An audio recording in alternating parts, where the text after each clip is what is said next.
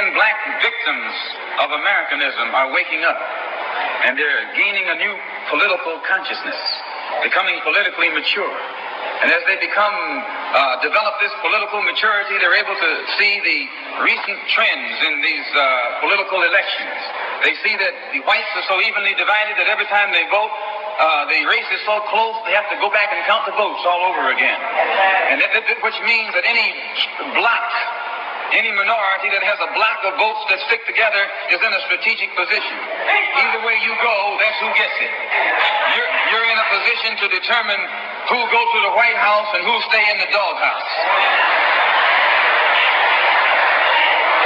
You're the one who has that power. You can keep Johnson in Washington, D.C., or you can send him back to his Texas cotton patch.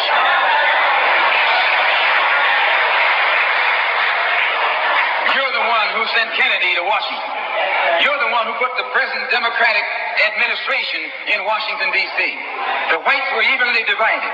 It was the fact that you threw 80% of your votes behind the Democrats that put the Democrats in the White House. When you see this, you can see that the Negro vote is the key factor. And despite the fact that you are in a position to be the determining factor, what do you get out of it? The Democrats have been in Washington, D.C. only because of the Negro vote. They've been down there 4 years. And all other legislation they wanted to bring up, they brought it up and gotten it out of the way, and now they bring up you. And now they bring up you. You put them first, and they put you last. Because you're a chump.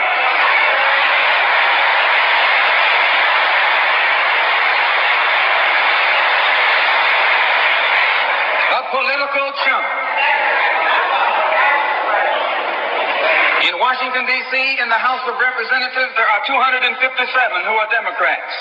Only 177 are Republicans. In the Senate, there are 67 Democrats. Only 33 are Republicans.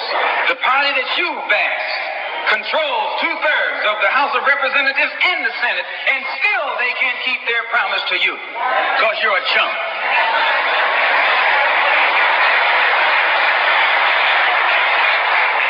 Anytime you throw your weight behind a political party that controls 2/3 of the government, and that party can't keep the promise that it made to you during election time, and you're dumb enough to walk around continuing to identify yourself with that party, you're not only a chump, but you're a traitor to your race.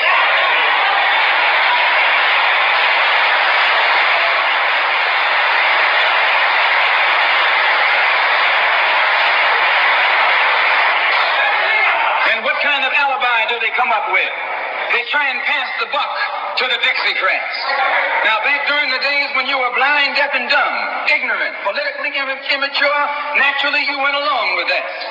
But today, as your eyes come open and you develop political maturity, you're able to see and think for yourself. And you can see that a Dixiecrat is nothing but a Democrat in disguise. You look at the structure of the government that controls this country. It's controlled by 16 senatorial committees and 20 congressional committees. Of the 16 senatorial committees that run the government, 10 of them are in the hands of Southern segregationists. Of the 20 congressional committees that run the government, 12 of them are in the hands of Southern segregationists. Before we celebrate the freedom most Americans